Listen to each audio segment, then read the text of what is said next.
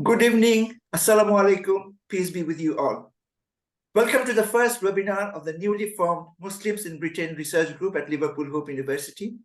We have a very interesting talk today on the historical connection between Muslims and non-Muslims in Liverpool that still impact on the city at present. Before that, I'd like to introduce myself and our research group. My name is Salman Al-Azami. I'm a senior lecturer in language, media, and communication at Liverpool Hope University, and the convener of the Muslims in Britain Research Group, or MBRG.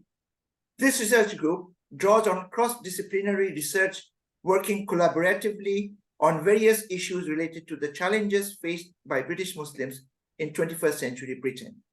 The main aim of this group is to develop and share new ideas of research in this field, increase interdisciplinary research, identify areas of collaborative research, organize research seminars and conferences, and develop partnerships with major Muslim community organizations. Although we are based in Liverpool, Hope University, our research group includes academics and postgraduate students in various disciplines and across different universities. Currently, our membership also includes colleagues from Liverpool, Liverpool John Moores, Oxford, Manchester, and Cardiff universities. In the globalized world we live in today, where there is a high demand for information sharing that goes beyond the remit of one institution in a nation state, we have decided to make all our events online so that we can reach people around the world who would be interested to listen to our talks and events. We intend to organize research webinars, roundtables, and interviews online and later upload them on our YouTube channel for people to access in their own time. We would appreciate moral support and constructive advice from our live and YouTube audiences. Please use the Q&A option here to post comments and ask questions. I will go through them after the talk, and our guest will answer as many questions as possible. We can now focus on our talk today, and apologies for the long introduction. The title of today's webinar is Abdullah Quilliam and Liverpool's Early Muslims, focusing on the historic origins and significance of the community of Muslims established in 1889 by the enigmatic convert William Henry Abdullah Quilliam, 1856 to 1932, and the establishment of Britain's first registered mosque in Brougham Terrace. Thus, this talk will demonstrate how Liverpool's historic Muslim presence impacts on the city today. We're delighted to have a very distinguished scholar, Professor Ron Geaves, to deliver our inaugural webinar this evening. Professor Geaves is currently a visiting professor at the Center for the Study of Islam in the UK at Cardiff University. His book includes Islam in Victorian Britain, The Life and Times of Abdullah Quilliam, published in 2010. Abdullah Quilliam and Islam in the West, 2017. Islam and Britain, Muslim Mission in an Age of Empire, 2017. He has researched the Muslim presence in the UK since his PhD completed in 1994, entitled Sectarian Influences Within Islam in Britain. I had the honor of working along with Ron when he was a professor of comparative religion at Liverpool Hope University from 2006 to 2013. It is during his time at our university that Professor Geaves turned his attention to the early history of Muslims in Britain, especially the pivotal role of Liverpool. Without further ado, I would now like to invite our guest speaker to begin his presentation. Ron, it's over to you. Thank you. So, good evening, everybody. Assalamu alaikum. I'm actually sitting facing a relatively calm sky, probably the first one in February. Thank you for the introduction. It's kind of filled in a few things that I don't have to cover. Not least how I ended up in Liverpool. I had, as pointed out by Salman, been studying the Muslim presence in the UK.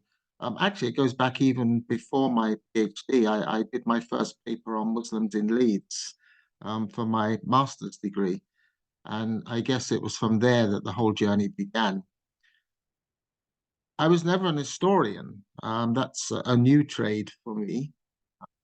I, in actual fact, studied contemporary British Muslims, in particular the post-Second World War generation and their children. And I guess if I was still doing that, I'd be now looking at their grandchildren and great-grandchildren. It was going to Liverpool that attracted my attention to Abdullah Quilliam. I was approached in Liverpool when I arrived there by a member of the Liverpool Muslim community, Ali, a gentleman who himself should have his story told with regard to his work with two foundational mosques, the Victoria Park Mosque in Manchester and the Al Rahma Mosque in Liverpool. Akbar Ali had come across Abdullah Quilliam and had founded the Abdullah Quilliam Society, and he wanted to first return the original mosque of Abdullah Quilliam to the Muslim community. It had actually been for many, many years performing the role of another famous building in Liverpool, the role of registrar for births, marriages, and deaths. And the old mosque, the original mosque building of Abdullah Quilliam, had actually become the filing room for the papers recording Liverpool's births. And interestingly enough, the clerks who worked in that office, if they went to the filing room, always said, go and look for file such and such in the old mosque. They knew that their filing room had been a mosque at some point in Liverpool's history. Akbar Ali came to me and he asked me to set up a series of lectures between the Abdullah Quilliam Society and Liverpool Hope University with the intention of pushing back the boundaries of the Muslim presence and history in the UK. I guess most scholars at that time had been looking like me at the post Second World War generations and their development. As a scholar of religion, I was particularly interested not just in the presence of Muslims in Britain, but how they organized themselves religiously and how they used Islam, of course, not only for identity, and as a kind of a reinforcer of ethnicity, but as a faith tradition. When he approached me, I happily set up the lecture series, and that started our journey. At a certain point, he came to me and he said, Ron, write the biography of Abdullah Quilliam. It was a huge challenge, and I guess for me, took some thought, because that definitely meant I was going to move away from interviews with living people to history and to discover in quite an advanced part of my career a new discipline. The journey was to take me back, of course, into what was now the city that I worked in, to its Victorian past, but in particular focusing on its significant role in the establishment of Islam in this. The more we push back, it's not surprising that we find in the age of empire that Muslims were in Britain for various reasons, politicians, students, visiting wealthy tourists, really, from the Muslim world too, especially with the age of steamships. But also, not surprisingly, finding some gentlemen and women, I may add, significant women, finding Islam through that contact with empire and converting to Islam. But Quilliam is significant amongst those converts in the sense that he decides not just to convert and practice, but he decides that he's going to establish Islam in his city of birth and use his city of birth, Liverpool, for wider dawah propagation activities. If we can get to my slides.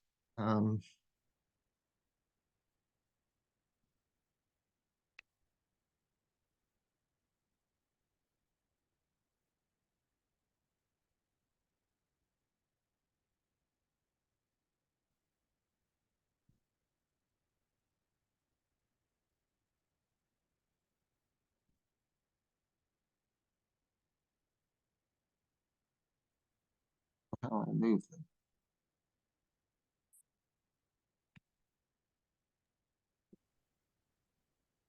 Yes, we can see it. It's working. Yeah, but I can't move them. I can only get the first one. All right. Okay. Okay. Okay. Yeah. Here we go. Brilliant. This slide actually has come to light, or this particular engraving has come to light only recently. It's a relatively new discovery for us as we search deeper and deeper into Liverpool's Muslim past. This is actually taken 27 years before Abdullah Quilliam was even born. And if we look at this very typical Liverpool scene from 1829 at the very famous monument to Nelson in the city, we can see these very early Victorian gentlemen and their ladies, nothing surprising, out wandering with their children. But over in the corner, on my left-hand side, you can see amongst the top-hatted gentlemen, a gentleman that is clearly a citizen of the Ottoman Empire, a Turk. This shows us that Muslims were in the city at the beginning of the 19th century, probably come in as sailors on the ships, because Liverpool's development as a dock is beginning to gather pace to become one of the major seaports of the British Empire. But in particular, it's the seaport that takes the transport from the east. So anyone arriving from the Ottoman world or from India in particular is going to land at Liverpool's dock. If I can get to the next slide. This building is actually right opposite the mosque itself. Unfortunately, that splendid architecture is no longer there. It's been removed. Today, it's a park, and it's a park where people walk their dogs each day, probably totally unaware of the history of this building. But this is the opening main gate to the Necropolis Cemetery. And the Necropolis Cemetery was massive. I mean, it was probably the largest cemetery in Liverpool, and certainly one of the largest in the northwest of England. What we have discovered is that inside the necropolis, there are over a dozen graves. And these graves belong to Muslim soldiers. During the Crimean War, these soldiers had landed or had arrived in Liverpool in their Ottoman warship, which had been damaged. And these poor guys, unfortunately, had contracted fever and had died. And a discussion took place between the Ottoman consul, who both Manchester and Liverpool had Ottoman consuls at that time, and the Ottoman ambassador in London, and various officials, to try and find a plot where these 13 soldiers could be buried. And a plot was given to them. They were buried in this particular cemetery, the necropolis.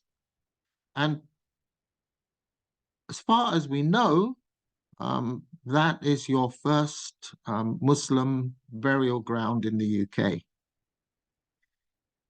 The presence of those 13 soldiers inside the necropolis, and with this particular site being right opposite the place where Abdullah Quilliam chose to have his mosque, meant that it was ideal for Quilliam himself to continue using that plot, as it was already an existing plot, to bury Muslims either from his own community or Muslims that he discovered in his role his pastoral role, really, as the leader of British Muslims that may have lost their lives, from fevers or accidents, as a part of being in Britain in the merchant fleet. We think at its height, there were about between 40 and 50 Muslim graves inside the necropolis site. So to come to Abdullah Quilliam himself, this is the man. He belonged to the upper classes of Liverpool, the gentry of Liverpool, but also the non-conformist. His family were Methodists, so therefore belonging to the non-conformist tradition of Christianity. And they weren't just any old Methodists, they were practicing Methodists with Methodist ministers in their ranks. His first wife was the daughter of a Methodist minister. And Quilliam himself, his grandfather was a Methodist minister with a significant profile in the northwest of England as a speaker, an activist for what was a very strong movement, particularly in the north of England amongst nonconformists, called the temperance. The temperance movement was a movement that preached against, spoke against the use and the abuse of alcohol. They were aware of what alcohol was doing to the, if you want, the working classes of the country. You only have to see the centre of Liverpool to know the presence of Victorian pubs in the city. When I was last there with my son, he said to me, "Dad," he said, "virtually every other building is a Victorian pub here." I said, "Yes." There would have been more pubs than shops in the centre of Liverpool at that time. There were those who saw that alcohol was actually destroying the morality, particularly of the working classes, and preached against it. Quilliam's grandfather was prominent, and Quilliam himself first comes to our attention in the media, known as the Temperance Boy, when, as a young man, he accompanies his grandfather on lecture tours and actually speaks publicly, declaring himself against the use and abuse of alcohol. And he actually takes the temperance oath as a small child, swearing that he will never drink. Something which he says at the end of his life was an oath which he actually kept. I'm sure that was helped by him discovering Islam. He's well known in the city, though, not just for temperance. He's a well-established lawyer, a journalist of a satirical newspaper that poked fun at the corrupt, and also a trade union leader. He was the president of the Carters Union on the docks. We have evidence of him writing considerable letters to the USA, where he supports the rights of Negroes, and he's particularly strongly anti what historically would have been the slave trade and Liverpool's role in the slave trade. He seeks the abolition of capital punishment. So I guess you could say that this man was an activist politically, and his trade union leadership and his abolition of capital punishment campaign would mark him out as certainly a liberal. Although when I say liberal, I don't mean the Liberal Party. I mean in terms of his politics. He talks himself that not only is he on a political journey, but he's also on a religious journey. And that religious journey takes him from his Methodism, which he was born into, to the Unitarians. Now, of course, the journey to Unitarianism inside Liverpool is a journey which is taking him away from the Christian doctrine of the Trinity, and is taking him away from the, if you want, the divinity of Christ. Quilliam explains in one interview that he wasn't happy to stay with Unitarianism because it was a Christian movement, and he felt as a Christian movement, when the Bible itself supported the Trinity and supported the divinity of Christ, it was a bit hypocritical to actually stay within the Christian fold and go against everything that mainstream Christianity believed in. So he was looking for a Unitarianism that wasn't Christian. Well, you either go to Judaism or you go to Islam if you're going to go to either one of those. Judaism has certain problems if you're not Jewish by birth. Islam, he says in his own account that he comes across Islam in Morocco in the early 1880s, when he had been advised by his doctors to travel to warmer climes because he was suffering from exhaustion. I'm not surprised that as a young man he was suffering from exhaustion if you look at that particular profile. If you're a lawyer, a journalist, a trade union leader, you're going to be somewhat exhausted. So when he gets to Morocco, he describes a conversation between a Christian, a Jew, and a Muslim, I assume by the Christian is himself, in which each one has to defend the salient points of their faith. When he hears the Muslim speak, he becomes convinced that Islam is the final, the latest and the final revelation of the Abrahamic tradition, both supplanting Judaism and Christianity. And he comes back to Liverpool with the intent to not only to declare himself a Muslim, which he does in the newspapers, but also to establish a center, an Islamic center and mosque in the city.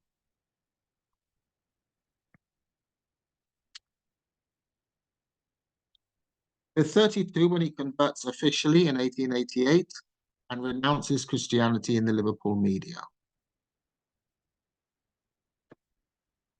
Having seen the Edwardian gentleman, which is the image that we would mostly have seen of Quilliam and his work in everyday life in Liverpool, he is at a certain point acknowledged to be the Sheikh al-Islam of the UK, and we see him in that role probably a decade on from 88, in which you can see a number of splendid medals around his neck. All of these are awards from the Ottoman Sultan, Abdulhamid, who Quilliam acknowledged as his caliph, the legitimate caliph of the Sunni Muslim world. This is the Liverpool Mosque, as established by Quilliam, and existing now, again, we're happy to say. It wasn't immediate that he was able to take this Regency Terrace. He started off in a small apartment, small flat on the top of Mount Vernon in Liverpool, where with a very small number of people, he began to preach Islam. His landlady objected strongly. The place was often attacked or invaded by people who had heard what he was up to. She evicted them, and they found themselves homeless, and they rented the first of these terraces, number 8, and that's to the one to the right side of me, and they occupied that terrace for quite some time. It was in that particular terrace that Quilliam was to found the first mosque in the UK, and the other photograph to the right that you're looking at is a photograph that we have of the interior of the mosque, actually looking back from the Qibla. So it's the rear end of the mosque. That would have been its entrance. You can see that what I find quite fascinating about this building is that although the arches that are in it, some have been put in by Quilliam with an architect that he brought from Istanbul, and also an architect that was one of the converts. But a lot of the arches already exist in the building. Many of the people who come to visit say, wow, all those amazing arches, and I say, yes, but they would have been a part of the original architecture, because Regency architecture was already beginning to discover the East, and wealthy merchants of the city who would have owned this kind of property like to have some Oriental features in their houses. Which I find kind of fascinating, really, that the architecture was going east, even almost as though it was waiting for a mosque to arrive.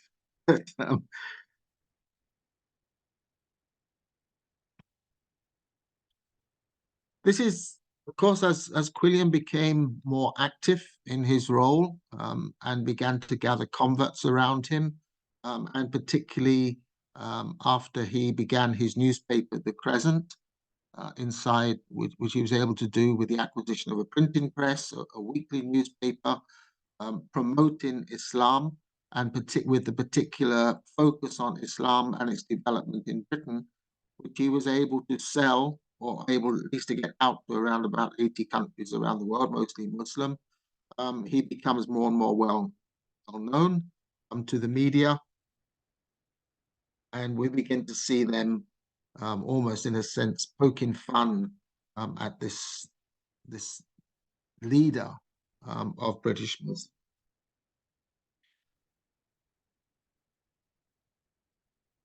William brings in a number of features that are very interesting, I think, in terms of today.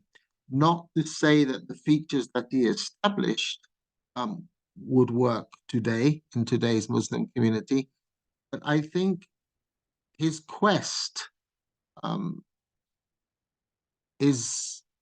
resonates for British Muslims today, because William's quest was that Islam should be established in the UK not as something which was foreign or something which was alien, but which, as the continuation of the Abrahamic tradition, and therefore a path to the same God that was worshipped by Christians and Jews, needed to take a uniquely British form.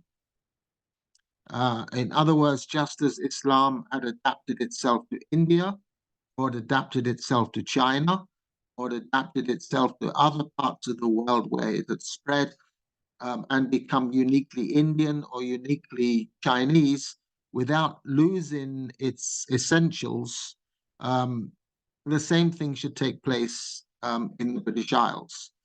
So we see him from very early on trying to create an environment in which British people can come to Islam without feeling that they're coming to something foreign. Now, that's not an easy task in an age of empire, where, in a sense, both government and media depict Islam or the Muslim world as foreign, infidel, barbaric, and all the other adjectives which are required for colonization. So to stand up and declare Islam in Britain as a unique part of Britain, which British people can join, took courage. It also took experimentation. So we look at some of the experiments of Quilliam. The first one was that he, just as Indian Muslims in the early days adapted devotional music, Qawwali, for India, with the same ideal that Hindus would not convert if they could not sing the praises of God, because it was so much a part of their own worship, their own traditions. William said that unless British people Victorian British people were allowed to sing hymns, they would not convert to Islam. It was so much a part of their culture. So he rewrites the British hymn book, and he goes through a process where he takes all the hymns that would have been so well known and the kind of hymns that I sang in school, to be honest. I know them from my school time. He adapts them to Islam. So basically, he takes out from the hymns anything which refers to Trinity, divinity of Christ, so they become acceptable for a Muslim to sing. So we see him on this journey of experimentation, and trying to adapt orthodoxy he sees himself as a Hanafi. He sees himself as learning his Islam, imbibing Islam from the Ottoman Empire, and he sees himself as accepting the relationship of the Sultan of the Ottoman Empire as his religious leader, and we see him regularly going backwards and forwards to Istanbul as a guest of the Caliph. We see him here inside the mosque conducting a Muslim marriage. Quilliam was absolutely firm in the conviction that a mosque had to perform all the activities of an Islamic center, and that all activities of a Muslim life should come out from the mosque. So marriages, funerals, education, and we'll look at some of the aspects of what he was actually doing inside the building. These marriages were actually extremely controversial, and also unusual. And it was, to my knowledge, the only place in Britain where if you were a non-Muslim, particularly a non-Muslim woman, you could marry a Muslim man. So we see here Quilliam conducting one such marriage. We have the groom, and the bride is actually an English woman, and these would also attract considerable attention. Here we have a 1904 meeting of Muslims in Liverpool, which was a committee meeting. We can see some of the convert figures, some members of Quilliam's family, but also some of the Ottoman representatives that would have been in the city, including the Ottoman consul. And the gentleman over in the far right-hand corner seated was actually one of the school teachers and one of Quilliam's imams who had been brought across from India. And again,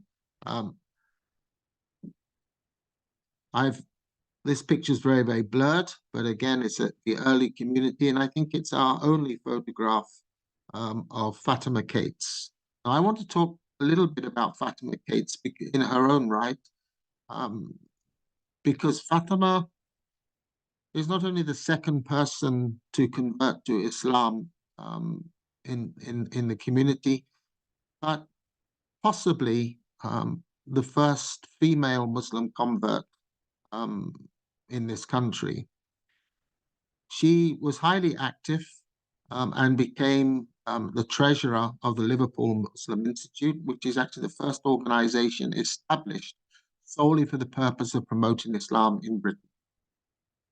Fatima's story has been told now, we're so pleased to say. She was a 19-year-old girl, already prominent inside the temperance movement, and she goes to Birkenhead in order to hear Quilliam speak. She's extremely impressed, and she goes to him, and he gives her a copy of his Quran, and she takes the Quran back to her home, and with the intention to read it. Her family are nonconformist Christians.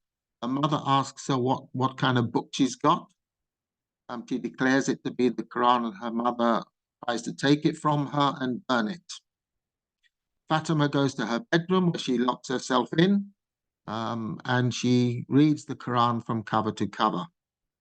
At the end of this period of reading the Quran, she becomes absolutely firm in her faith in Islam. And eventually, when she does manage to escape from her parents through marriage, she manages to convert both her husband and her sisters, and she becomes Quilliam's treasurer of the Liverpool Muslim Institute. Tragically, she died at the age of 35.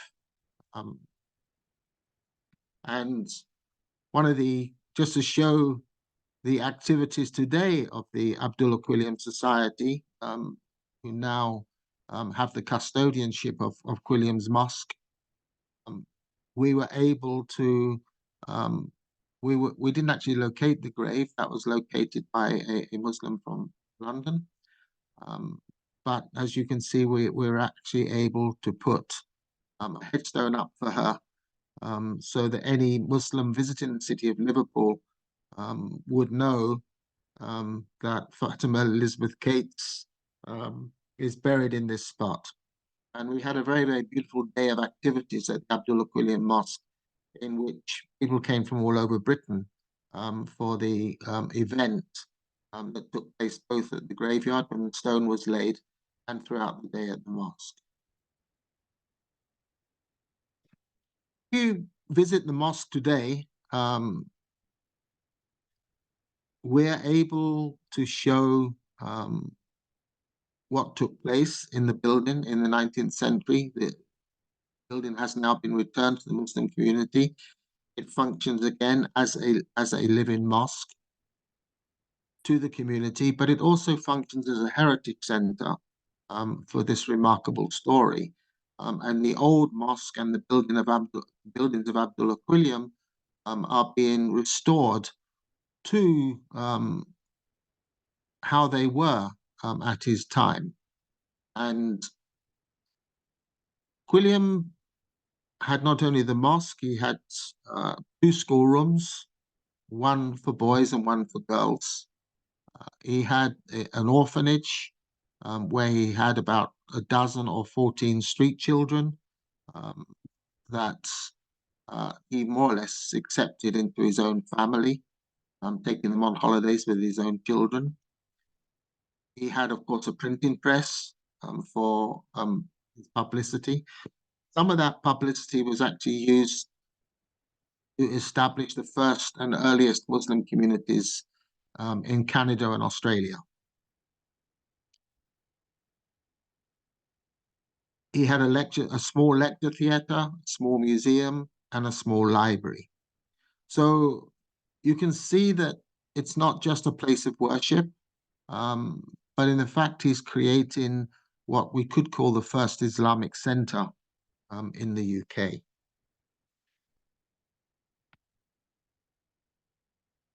In this particular room on the first floor, the azan was actually done and out facing the street, particularly at times of like Ramadan and Eid. William kept the Islamic festivals. The only extra festival he had, and that's an interesting story. It's a part of his kind of, if you want, anglicizing Islam, was that they also celebrated Christmas.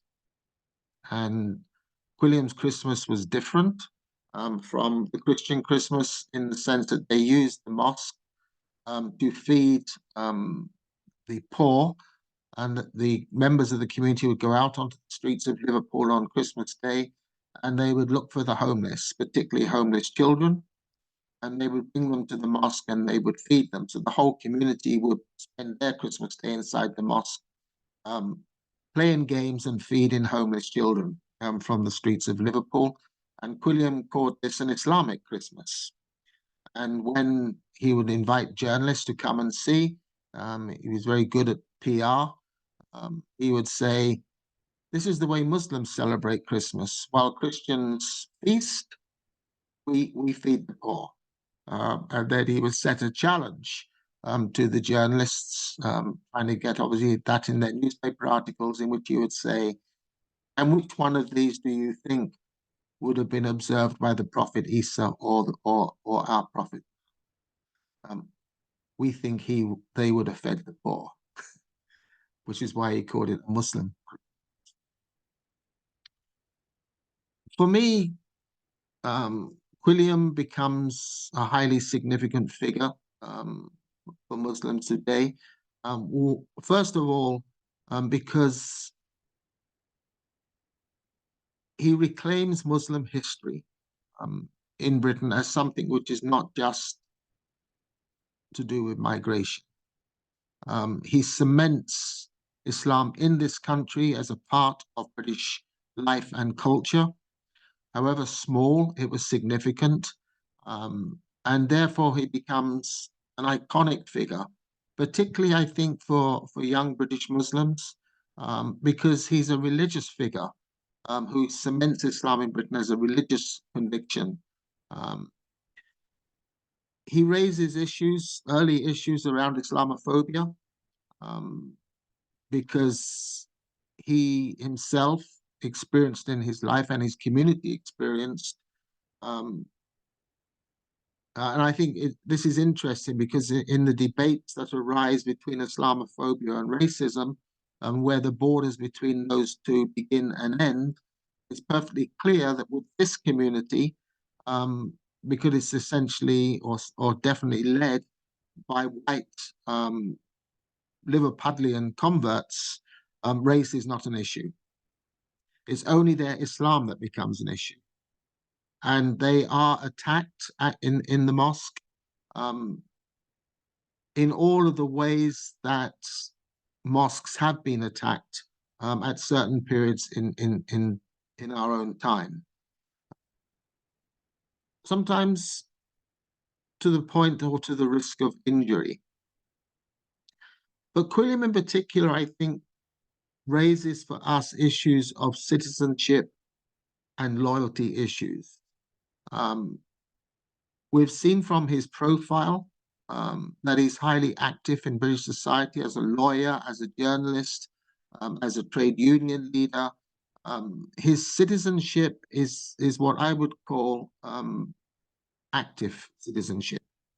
He's not the kind of man who passively lies down and lets life pass him by. But he does it all as a Muslim. And all of his activities that he engages in, he is able to present those as what a Muslim should be doing in the nation they belong to. They should be active, they should be a part of it. Loyalty issues arise out of the issue that he has from time to time. One, with the fact, of course, that although he's very proud to be British, he has a loyalty to a foreign leader. This is problematic. Although he has his own relationship with Queen Victoria, she acknowledged him as the leader of British Muslims, but he's also got a spiritual loyalty to a caliph who is the Sultan of a rival empire. So there's a massive balancing of loyalties taking place, which allow him, in a sense, to be criticized or critiqued by media. There's also an issue for Quilliam around government and where loyalty belongs. He's quite clear that loyalty in a democracy, and he is very strongly a Democrat, doesn't necessarily belong to government. Government, he says, will very often work to take away the democratic rights of the people, but there are other institutions in Britain that try to protect those democratic rights. And remember, this is a man who is living his life through huge democratic movements that were seen as subversive, not least, of course, the suffragette movement that would have been active at his time. where women were pursuing their legal and equal rights in this country for the first time in an organized manner. So all of this is a part of his world, a part of his life, and he doesn't see Muslims as shying away from that. He sees Muslims being at the heart of that, along with other people of faith in the British Isles. So we begin to see, when we look at Quilliam's life, that some of the issues that are faced by Muslim communities in Britain today are not new. They were there right at the very beginning. Historically, of course, Quilliam's community shows us or gives us evidence of the scope of the Muslim community in Liverpool and Britain in the late 19th century. What Muslims were here? What kind of Muslims were here? Not who was converting, why were they converting? What was the background in which they converted? Why were they looking for another faith choice? But also because the mosque becomes a hub, a focal point, not just for the converts, but for Muslims in general that are in the British Isles. Muslims that have come either as seamen, the British merchant fleet was run by Muslims, and certainly in the lower decks, and these seamen are arriving in Liverpool in the steamships. Also, wealthy Muslims are arriving. Some religious leaders are arriving. Students are studying in a number of British universities. These people know that there is a mosque in Liverpool, and we find them turning up there in various, particularly for Jummah prayer. But also Liverpool and a couple of other cities begin to show us the rise of what was to become, and we hope will continue to be, a unique multiculturalism and multi-faith world. If you look at Liverpool and the area where the Quilliam's Mosque is located, you will see the Greek Orthodox Church and the first synagogue arriving and being built at exactly the same time. And so we begin to see a change in the faith geography, if you want, of the city. And Quilliam being a part of that. He is the Muslim leader, along with the head rabbi at the synagogue. He knows him. He speaks in the synagogue regularly, and he's invited also to the Greek Orthodox Church. We also see the challenges that confronted 19th century Christians. Why were they converting? What was going on? Because these were not atheists. Quilliam's converts are practicing Christians who are coming to Islam. And last but not least, we began to look at the whole issue of a global world, empire, and the relationship of Muslims with British foreign policy in particular, which is changing dramatically during the period in which Quilliam is active as a Muslim in Liverpool and wider afield in Britain. So that I'll just show you this shot because it's this is what we're trying to do in the old historic building, number 8. We know what number 8 looked like because we have a Turkish journalist who visited Quilliam and stayed with him, who describes in detail what number 8 looked like. This is actually the members' room of number 8. If you carry on further down the corridor, you would have come to the mosque. So the members would have gathered in here before prayer, and they would have chatted with each other and sat around and gone down into the mosque for prayer time. We can see the organ in the corner, which was used for singing the hymns that have been Islamicized. And there's still some features that need to be added to this, not least on top of the organ. There were 14 fez, Turkish fez, which we managed to source. We knew that 14 fez were there and that the members of the Liverpool Muslim Institute would put on their fez when they would go to prayer, which was the only outward sign of their Muslimness, that they would wear fez at prayer. We managed to source exactly the same fez in Bosnia, in Sarajevo. This picture here is actually the mosque as it looks today, Quilliam Small Mosque.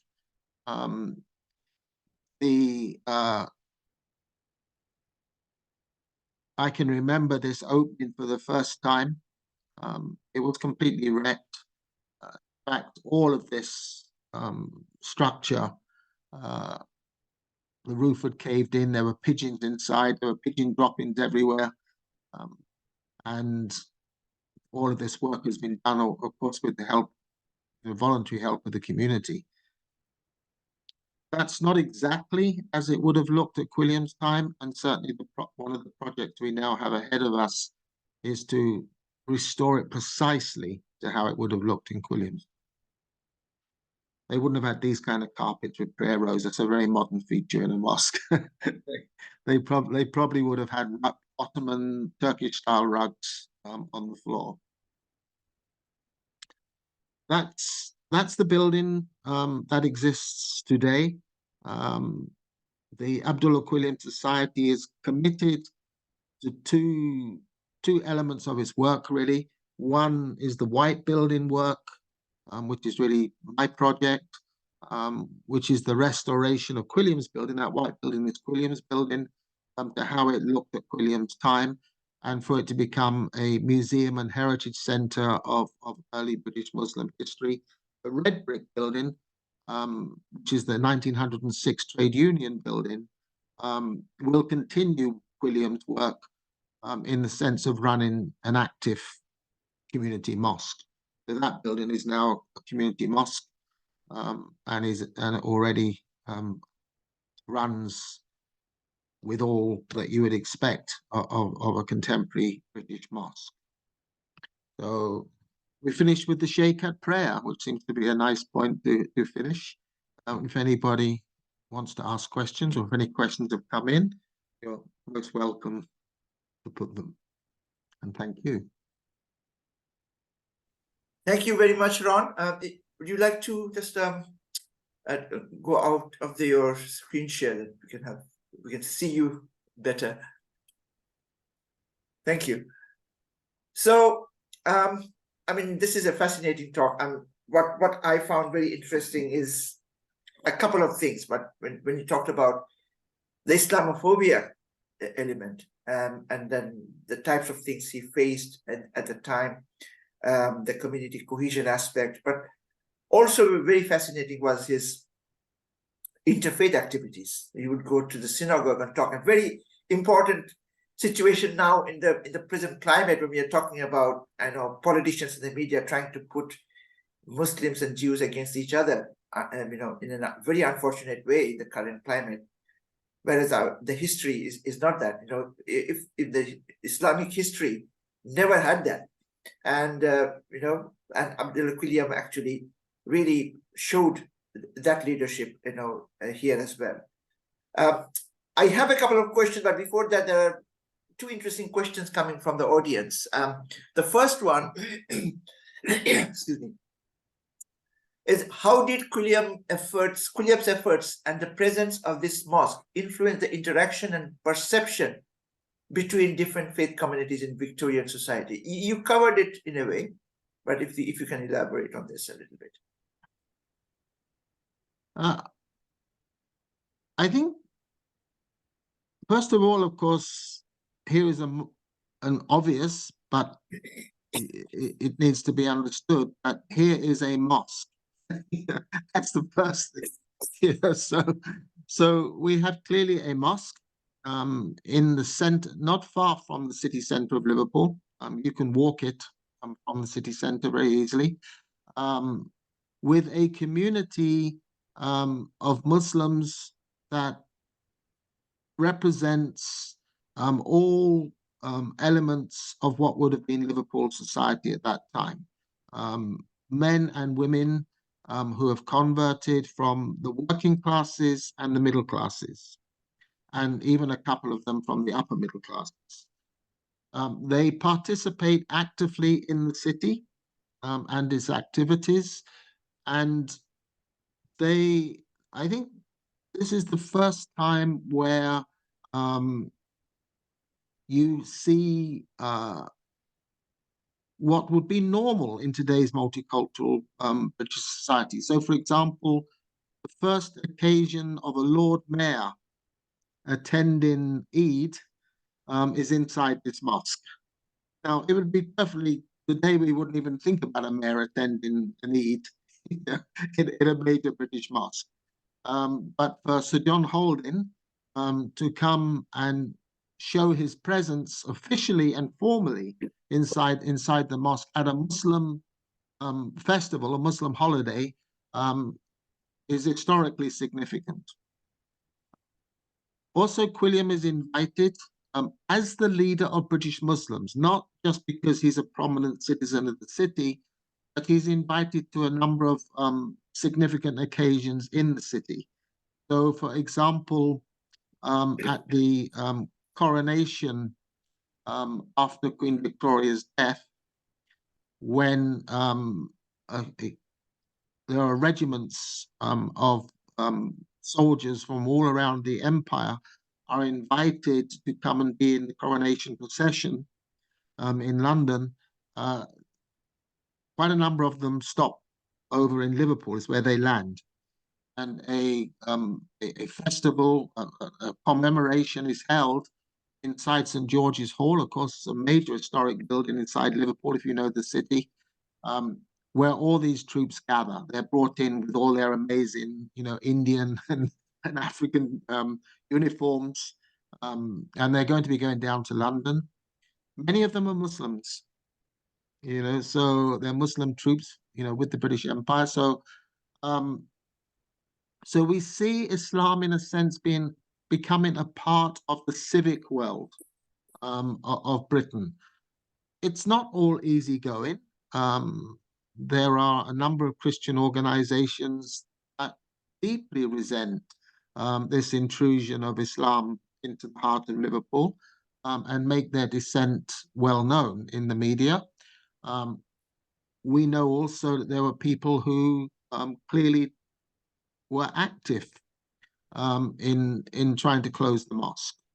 But on the whole, we start to see the beginning of a Muslim established community becoming a part of Britain's civic landscape. Quilliam is invited himself to conduct a funeral in London of a British soldier from India. He's a non-commissioned officer who dies of fever on the coronation procession. And this soldier is ceremonially buried in Brookwood Cemetery in Woking, and it's Quilliam who's invited from Liverpool to conduct the funeral as the head of British Muslims. So you begin to see, in a very small way, Islam beginning to be recognized as a part of the landscape of British multicultural world, which of course is dominated by Christianity, but also has a small but significant Jewish population. So in that way, yes, but also I think it goes further than that. I think it also it's for many people who Quilliam is very, very active politically, and he's not a quietist. He's not the kind of person who, if he sees something which is wrong, or in his eyes wrong, or in the eyes of his faith is wrong, he's going to make a noise about it. So as we know that the Muslims of Britain, however small they may have been, were involved in two significant protests. The first, they were successful. They protest against the play that was going to be performed in the centre of London, depicting the life of the Prophet, in which the Prophet was going to be acted by the Victorian era's leading actor of the time. That play was actually written by someone who was a friend of Abdullah Quilliam. He knew of the play, and he used his resources to protest against the play, not least knowing that he hadn't got the resources in the UK to make contact with Muslims around the world. Muhammad was going to be played on the stage. And the Viceroy of India got very disturbed. This may lead to demonstrations right across India. He got in touch with the Lord Chamberlain, and the Lord Chamberlain, who was in those days was in control of censorship, got the play removed. And this, of course, would have attracted publicity. But later on, when Britain gets involved in colonial wars in the Eastern world, particularly the Sudan War, Quilliam organizes a protest to Parliament against the war. And he also, as an alim, because he was, whether honorary or not, he had been given an alimship from the university in Fez in Morocco. He issues a fatwa in which he asks Muslims in Egypt not to fight in the British Army against their fellow Muslims in Sudan. That fatwa attracted a huge amount of attention. So I think that's another aspect of Quilliam's community where he's prepared to take his community with him to critique certain activities of British foreign policy or British government, even though it's going to mean that they're going to find themselves at odds with the establishment. So, and I think that's something, when he was asked about loyalty, Quilliam said, yes, we do have a loyalty to nation. We do have a loyalty as, being citizens of a nation. But if we're people of faith, we have a higher loyalty to God. So if it's a clash between God's laws and a nation's laws, then for a person of faith, it has to be God's laws that come first. Great. Yeah. So that's brilliant. I mean, that's so fascinating that what he did. I mean, one man. I mean, so many aspects. And so this the previous question was about the Victorian society, but you also touched upon his link with the Ottoman Empire. And this question from Khairul Basha, a very interesting one. In the context of Victorian society, to what extent did the Ottoman Empire, through diplomatic, cultural, or personal connections, such as those rumored with Boris Johnson's ancestors, exert influence on the perceptions of and interactions between different faiths? I don't know if I can really give you the answer to that question fully. Of course, the two empires, British foreign policy changes during Quilliam's lifetime, in which it goes from being pro-Ottoman to anti-Ottoman. And of course, we find the Ottomans, by the time of the First World War, isolated. And it's also a period, of course, when the Ottoman Empire itself is going through dramatic change, with various parts of the Ottoman world, not its Christian parts, and also to some extent its Muslim parts, are beginning to reassert nationhood. So we see that happening in Eastern Europe with places like Bulgaria, but we also see it happening in the Arab world too, where you get the rise of Arab nationalism. And inside Turkey, you get the rise of Turkish nationalism. So Quilliam caught in all of that, and he's absolutely not a nationalist. Politically, he believes in the Ottoman Empire, and he believes that British foreign policy should side itself with the Ottoman Empire, because basically he says strategically it's the Ottoman Empire that sits between Russia and Western Europe. So and he's always writing letters pleading with British, So to what degree, we do know that he represented them.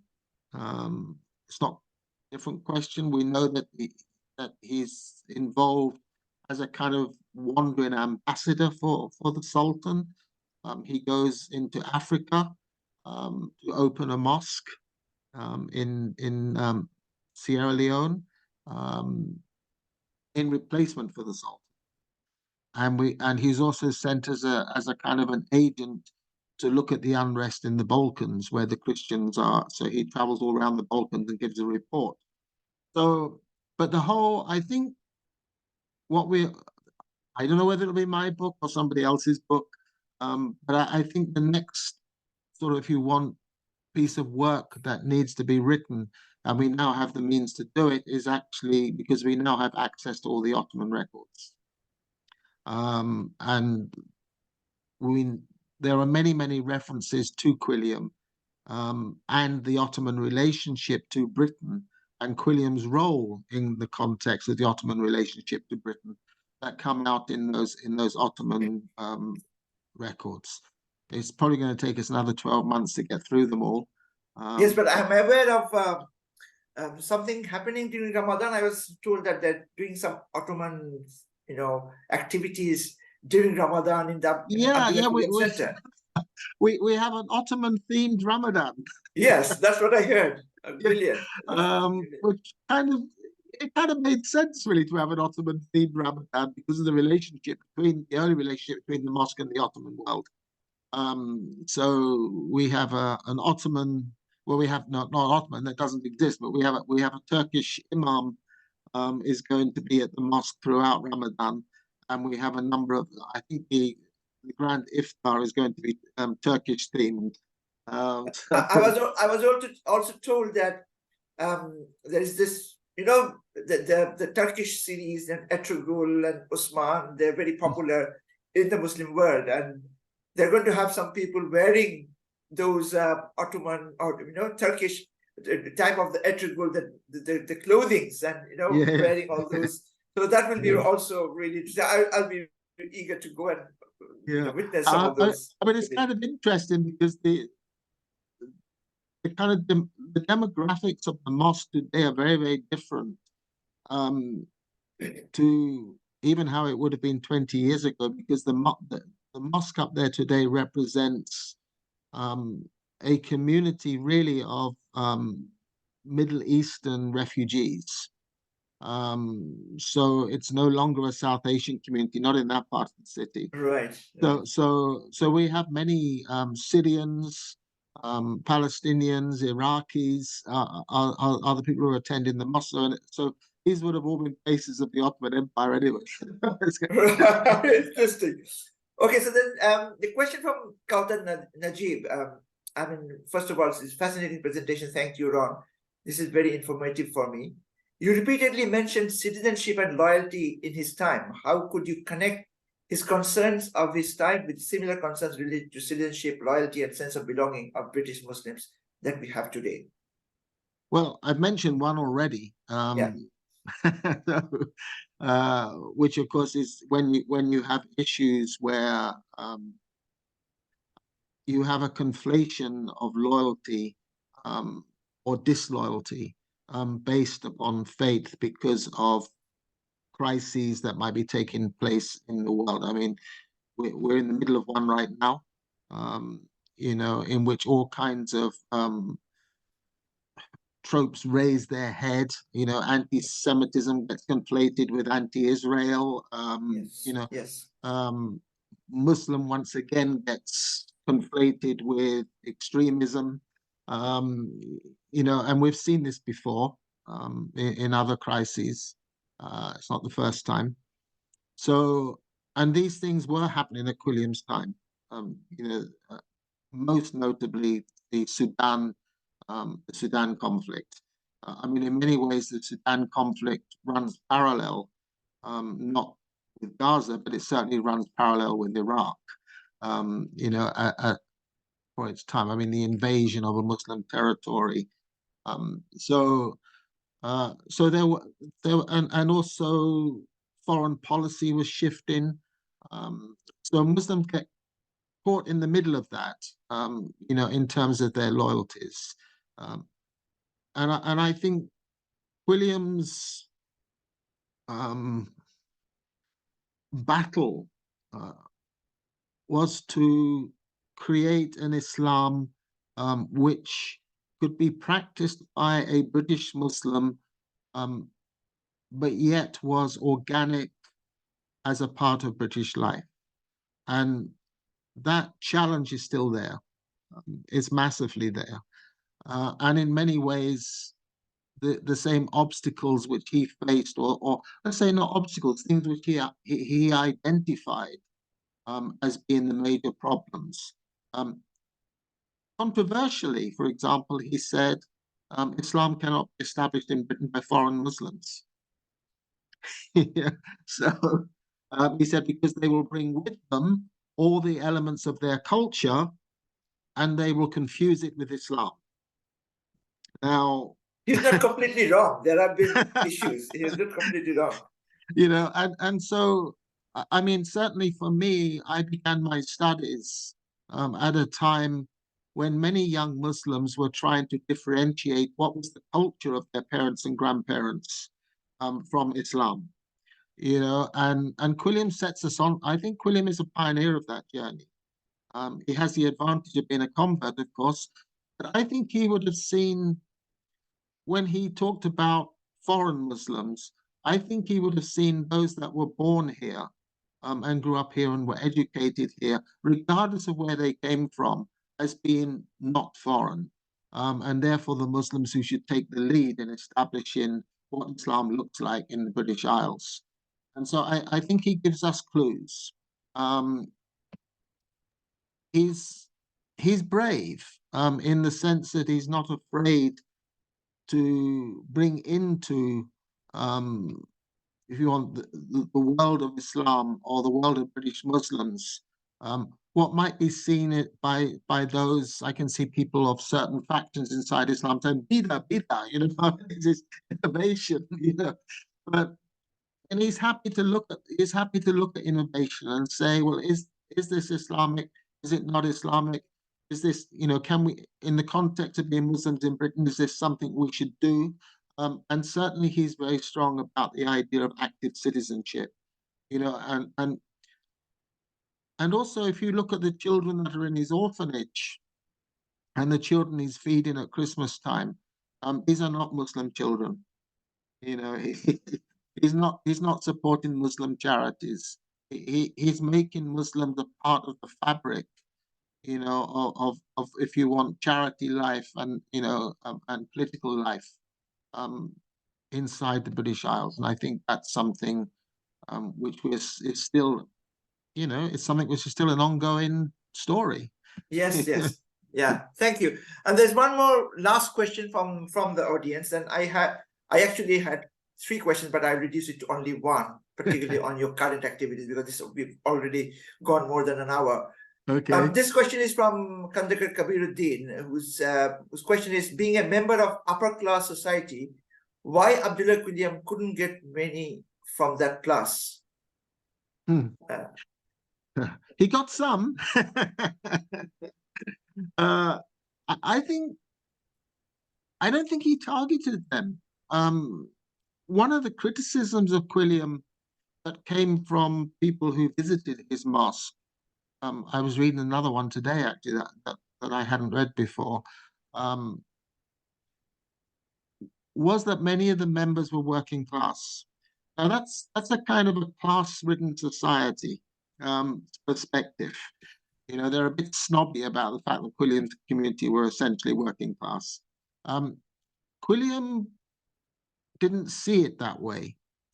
One of the critiques that Quilliam had of Christianity is that Christianity, certainly the mainstream churches, were highly hierarchical.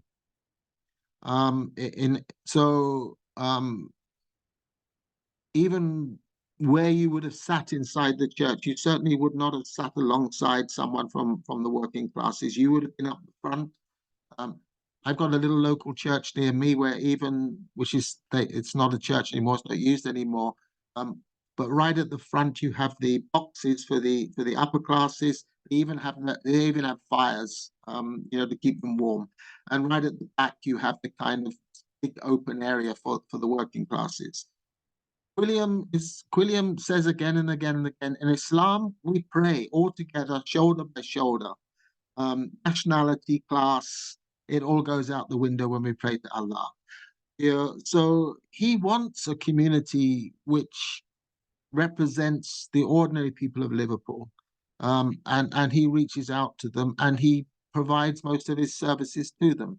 And that's not to say because of who he was that there weren't upper class members. There were some quite significant ones. And once you get the development of the era which I wrote about in my other book, Islam and Britain, The Age of Empire, which moves on to the Edwardian era, the community that gets built there in London is very much an upper class.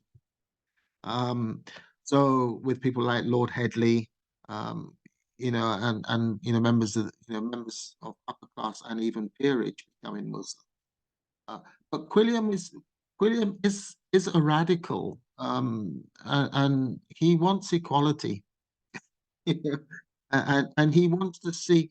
And I remember the first time I stood in the mosque with the mosque open as a mosque, and I kind of looked out with my kind of imaginative Victorian head on, because I'd written the book and I was very, and I looked out and sort of saw in my head Quilliam's community that would have been gathered for Juma prayer, where he would have had some members of the aristocracy or upper classes. He would have had working classes. He would have had Muslim sailors who were absolutely the bottom, of the class system. He would have had women. He would have had all elements of the world of Liverpool in front of him, including sometimes 30 or 40 different nationalities of Muslims that had come into Liverpool as passengers and found their way up to Juma prayer.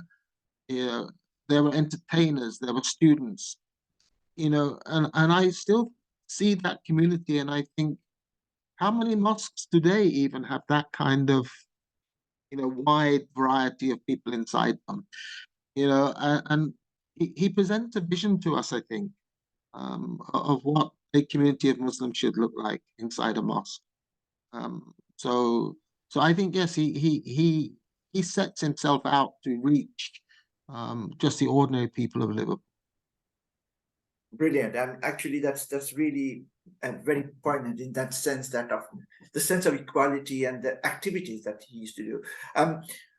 My question, I had other questions, but I want to just highlight on your current activities with Abdullah Quilliam Society. You touched upon it, you show some photos, but if you could just briefly say that what your vision is, how you are involved with Abdullah Quilliam Society at the moment, and how you are leading some very exciting, interesting projects at Abdullah Quilliam at the moment. I suppose I have a goal, really, and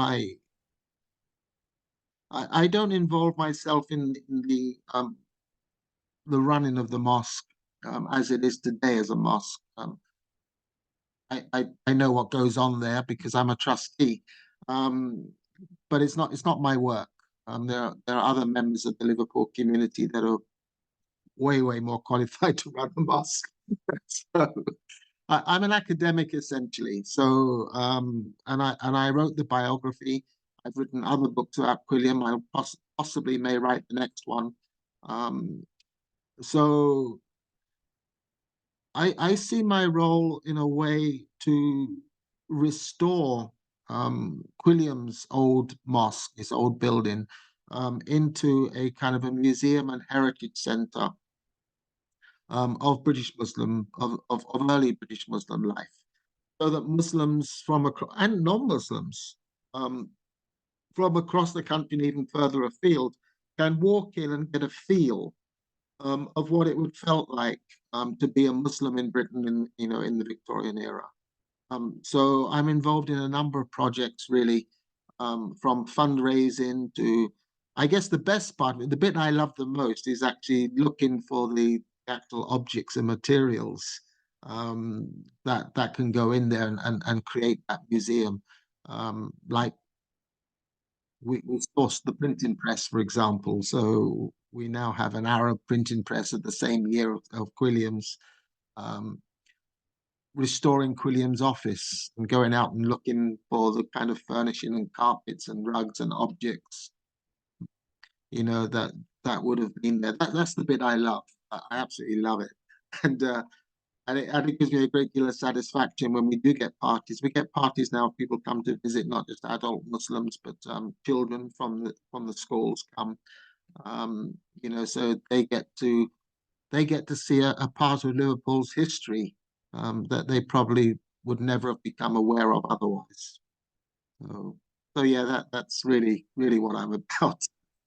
Thank you, Ron. I mean, this is brilliant that what you're doing at the moment. So you've not stopped only academically working on his biography and his contribution, but now he's trying to keep his legacy in Liverpool. And I think Liverpool is a place of a lot of historical significance, and one of the biggest for the Muslim community in Britain and around the world is this center, which, you know, it will be a great service to the Muslim community in Liverpool, in the UK, and around the world. I hope it will be successful, and hope good luck with all the work that you are doing. So thank you very much, Ron, for giving us a lot of time today, and with this brilliant talk. What we are going to do is we are going to upload it on YouTube. Hopefully people around the world will know a piece of history that many people around the world don't know. And I think that way it will be a major contribution into the historical significance of Muslim presence in Britain. So, and I thank the participants who've been patiently sitting, and listening to Ron's fascinating talk, asking very important questions. So before we end, just to let everyone know that we are having our first roundtable next Tuesday, 5th of March at 6 p.m. And that will be very current issue, the media representation of the Gaza situation and its impact on British Muslims. So it will be an invitation-only event, not a webinar. So if anyone is interested, they can email mbrg@hope.ac.uk, and we'll try to include you, but the places are very, very limited. So it's first come, first serve. So thank you very much, Ron, once again, and hope to have more conversations with you regarding your work and your research. And thank you all for watching. Okay, goodbye.